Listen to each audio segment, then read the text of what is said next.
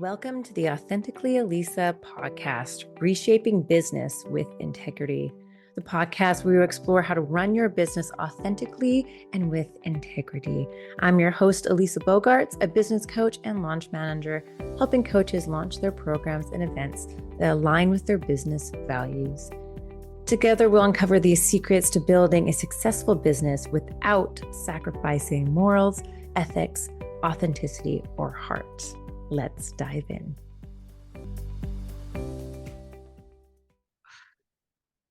All right, let's dive into today's episode. Today, we're going to be talking about time and 168 hours of intentionality. And today, my guest is Christopher C. Papin.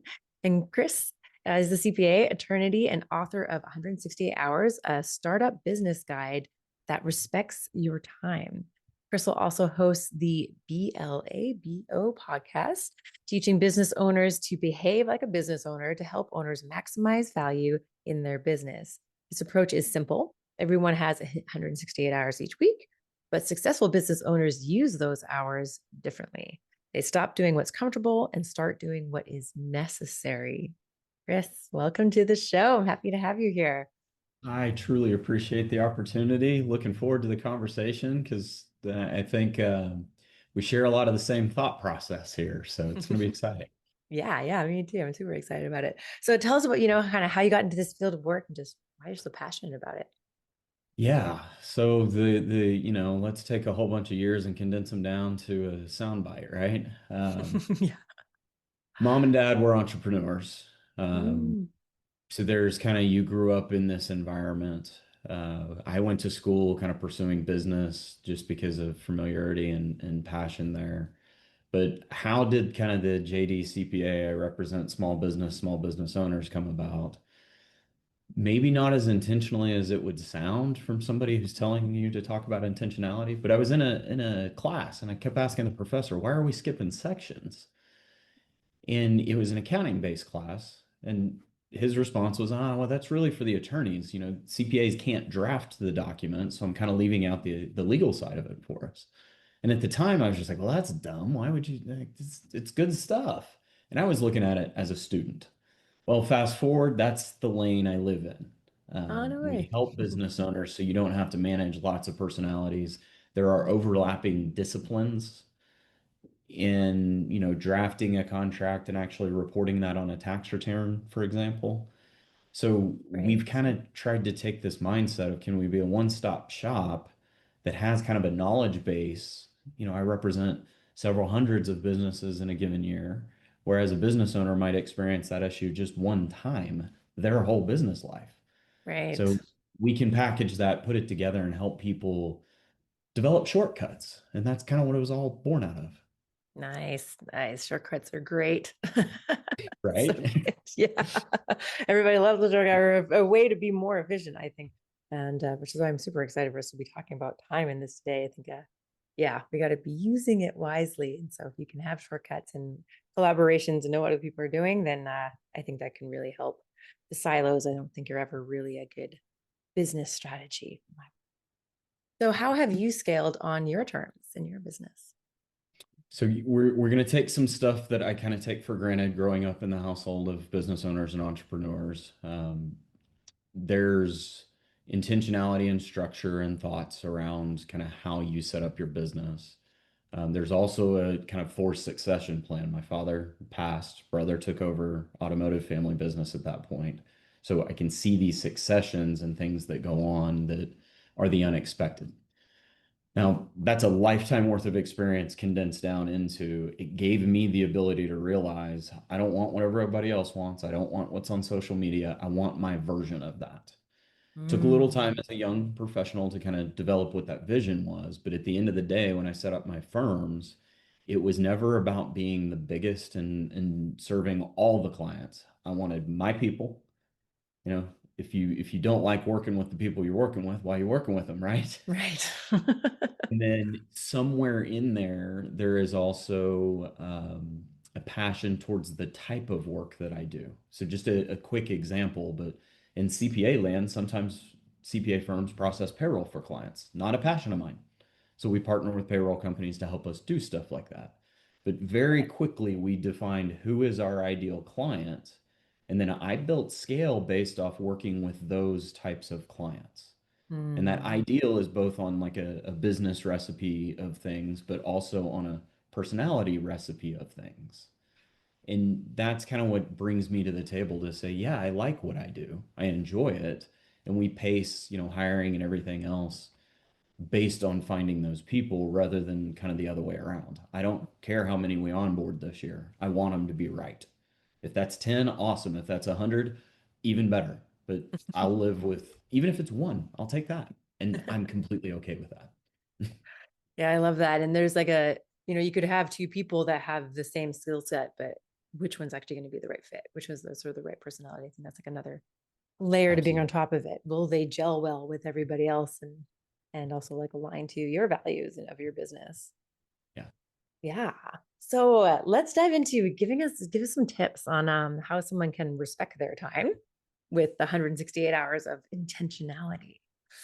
Yeah. So the cliff notes here, and in case somebody hadn't figured it out yet, the 168 hours is a week. That's how many hours are in a week.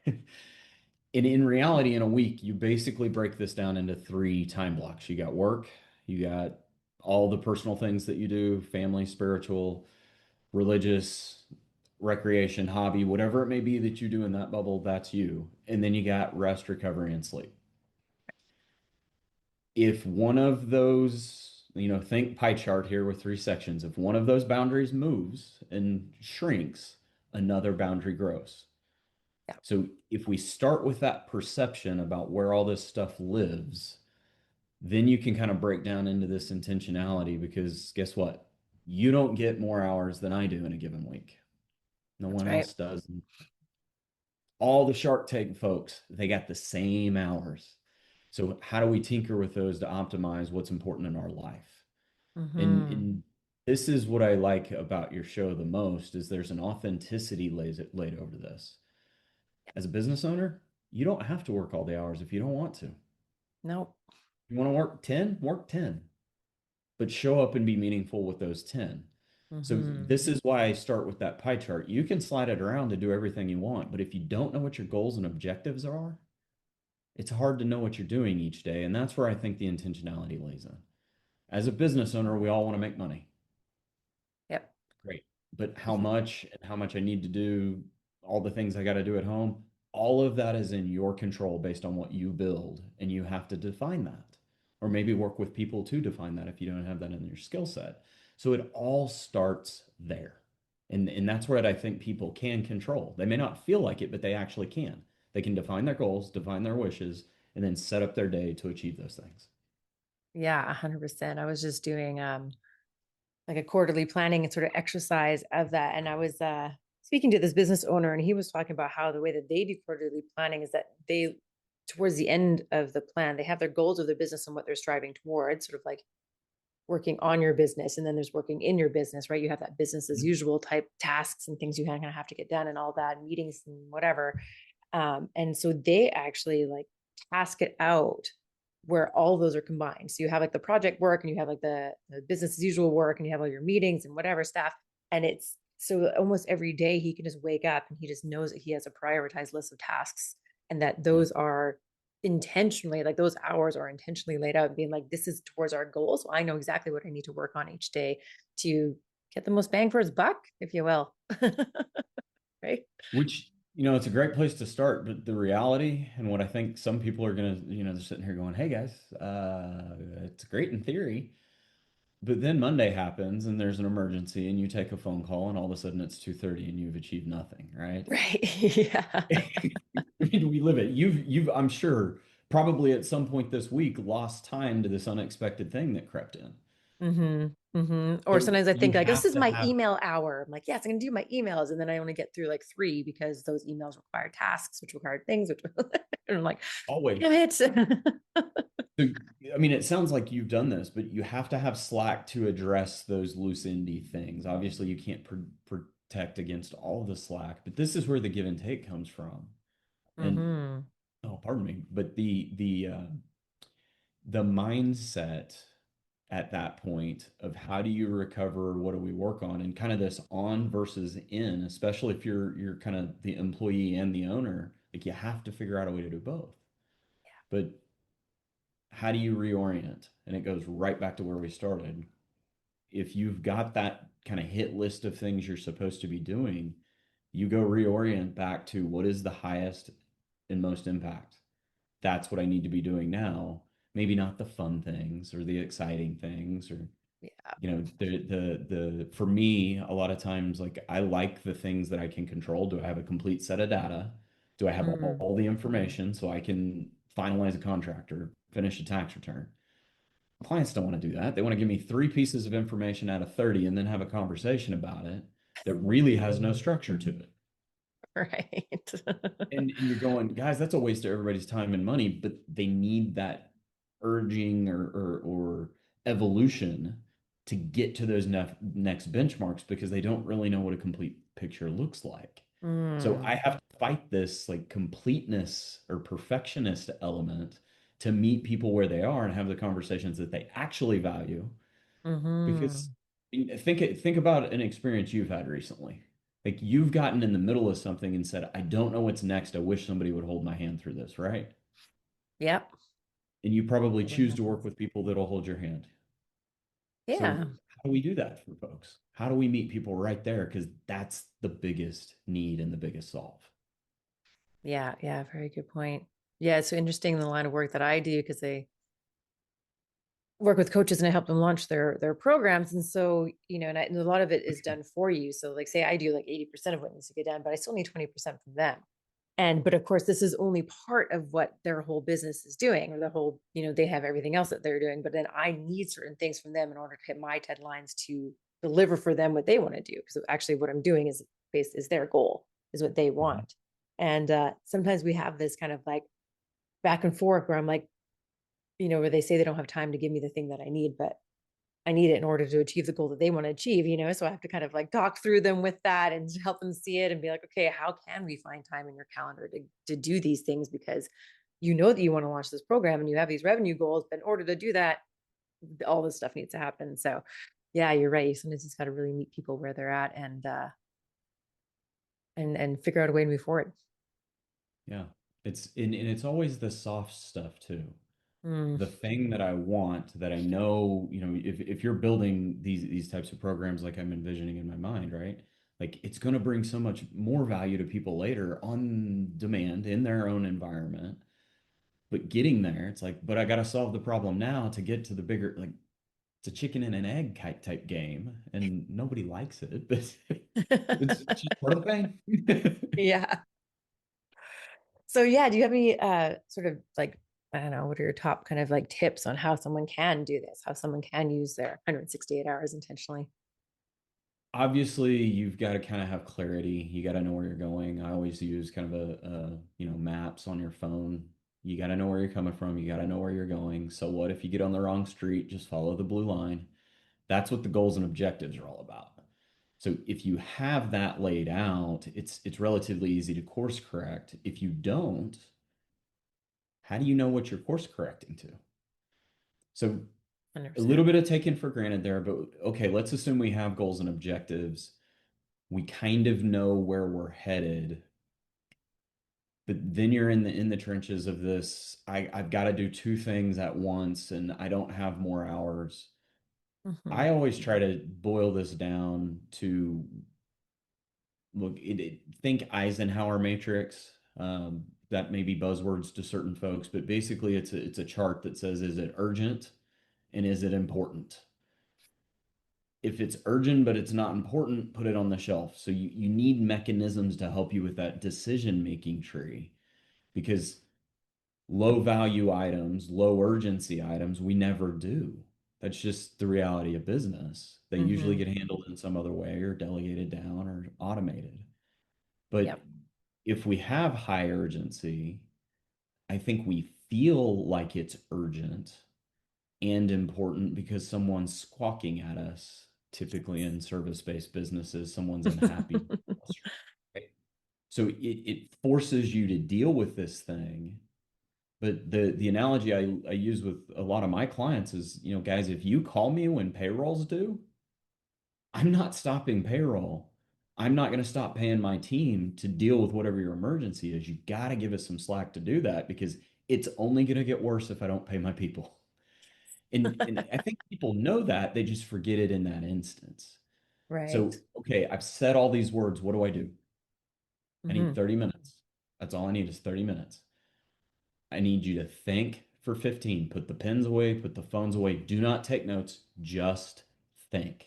And I'm going to freak people out making them do this because they're going to have a great idea and they're going to want to write it down. And what if I forget it? Well, here's my point. If you can't remember that point in 15 minutes, that's the type of noise that's distracting you. Just let it go and focus on what you need to focus on. At the end of those 15, you probably only have one or two things. You take the other 15 to write down the steps or write down what you can impact about those steps. That's what you go do. That's an easy way to focus on what do I need to do today. Because if it comes in and goes out, it was the greatest idea in the moment. But again, it's just noise because it's not that big a deal. Yeah, I love that. I know someone who talks about how she has like a to-do list that's like 100 items long, and she doesn't know how to prioritize it or what to do next or this and that. And I'm like, do you even know what's on that list? If there's We may 100 want to things, challenge her, probably just not. like throw the You're, list away and see what you can remember. you're right. Yeah. What is important today? Because like you were just saying, it was probably just those fleeting thoughts, those fleeting ideas, and they got put down on this giant list. And it was like, sometimes I have that. I've had that sometimes where I look at something and I'm like, what did I mean by that? Me too. I You don't even you know what put the that was. notes, you put the calendar reminder, it says work on new stuff. Please define stuff, Chris. Yeah. Oh, that's great. I really love that about, yeah. Think about the things that you want to do and then spending the 15 minutes to actually like task it out and then start working on that because it is your highest priority. So Yeah. block off the time to do it. And yeah. And if you can't get it all done today, you still got time tomorrow as well. And would you recommend sort of like every day doing that, or actually because you did it one day and you have those things, you could continue on it the next day? Oh, good attorney answer. It depends. I mean, it's going to depend on the task and project and space and things like that, right? Mm, I usually have kind of seasons of time, kind of like your quarterly planning that you shared earlier. So, okay, in a given window of a few months, I know there's certain objectives, and you work backwards to say we're going to file 100 returns. So that means we got to file roughly one return a day during busy season in a quarter. That's about 93 days. okay. I mean, you can kind of see the math there. So you can ebb and flow and flex with that, but we don't just do that task. There's so many other things that stack onto it. And Okay. that's why you get the it depends. Mm-hmm. I can push returns and I can, maybe review three or four at a time on a Thursday when I have a different time block. Whereas I can't reorient client conversations because an emergency happened, we need you on the phone now. So you have to know what you can flex and what you can't. Then, when the chaos settles, go back to the exercise and say, okay, where was I? Am Yeah. I actually 3 blocks into this journey or am I 3 miles into this journey? Then restart there with maybe another smaller version of what's going on. That way you don't waste time recreating something you already did. Hopefully, people have CRMs and everything else to help them navigate that. I I hope take so. that for Yeah. granted too, because I just go to the list. The list tells me where I left off. I don't have to worry. Yeah, the lists are great. I love them. You're like, oh yeah, that's what I was doing. Refocus. Amazing. Oh well, thank you so much for all of this. It's great ideas, great tips. So tell us, where can our listeners find you online? And wasn't sure if you had a gift that you wanted to share or anything, people to Yeah, connect with you. so the easiest thing to do is to chase me down on LinkedIn. If you search for Chris Papin, which is Papin, that gives you kind of the resources to figure out all the other stuff that I do.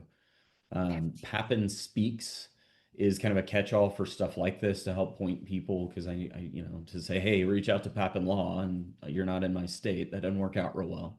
But those I think will get people started.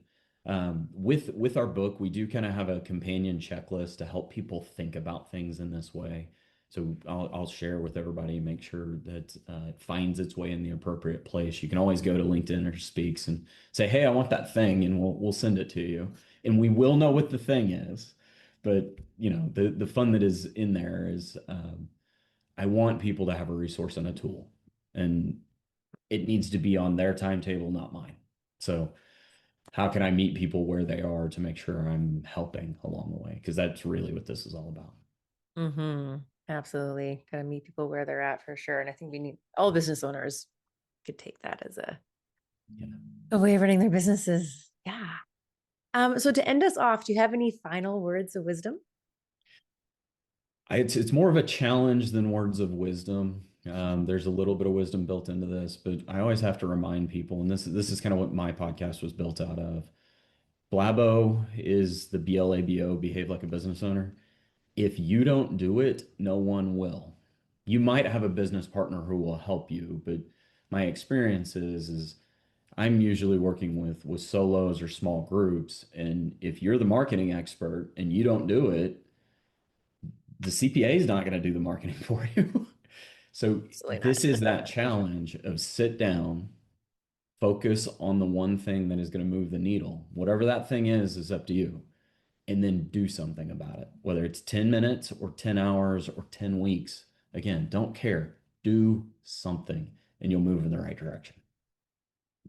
But love it. Thank you so much. I hope everybody takes that challenge and focuses on the right thing, because that is how our businesses will move forward. And I think you really need to look at that. And I think that, yeah, having the goals is a good sort of way to something to track towards, So if you have that, you can kind of be like, does this align with that? Because this is what I said I wanted to do.